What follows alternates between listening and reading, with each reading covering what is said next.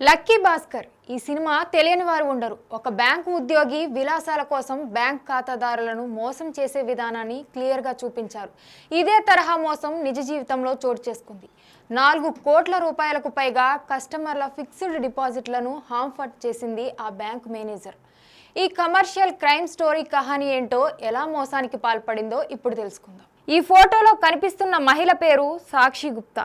రాజస్థాన్ రాష్ట్రం కోటా నగరంలోని ఐసిఐసిఐ బ్యాంక్లో మహిళా రిలేషన్షిప్ మేనేజర్గా పనిచేస్తుంది. ఈ క్రమంలోనే శారద్ గుప్తా అనే బ్యాంకు ఉద్యోగితో ప్రేమలో పడింది. 2023లో లవ్ మ్యారేజ్ చేసుకుంది. ప్రస్తుతం ఆమె భర్త వేరే బ్యాంక్లో పనిచేస్తున్నాడు. ఇక సాక్షి గుప్తా తన బ్యాంక్లోని కస్టమర్లను బురిడి కొట్టించి మోసానికి పాల్పడిన తీరు ప్రతి ఒక్కరిని ముక్కున వేలేసుకునేలా చేసింది.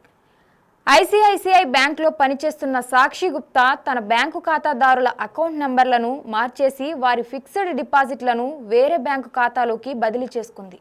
ఇలా 3 ఏళ్ల పాటు డిపాజిట్లు, ఎఫ్డీలను తన బంధువుల అకౌంట్లోకి ట్రాన్స్ఫర్ చేసింది.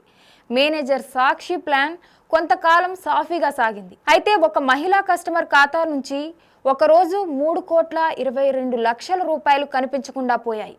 ఫోన్ నెంబర్ మార్చడంతో విత్డ్రా లేదా ట్రాన్స్ఫర్ చేసినట్లు కస్టమర్కు ఎలాంటి మెసేజ్ రాలేదు. దీంతో అనుమానం వచ్చిన ఆ మహిళ కస్టమర్ పోలీసులకు ఫిర్యాదు చేసింది. కేసు నమోదు చేసుకున్న పోలీసులు దర్యాప్తు ముమ్మరం చేశారు.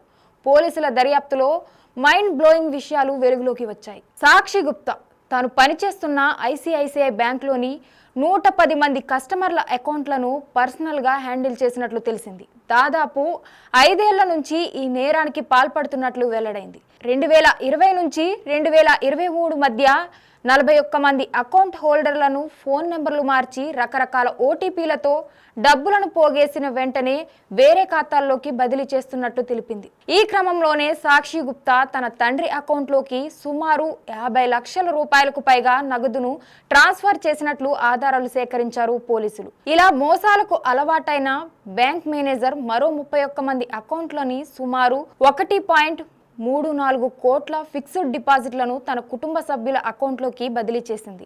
ఇలా దాదాపు 5 ఏళ్లుగా సుమారు 4,88,00,000 రూపాయలను స్టాక్ మార్కెట్లో పెట్టుబడిగా పెట్టింది.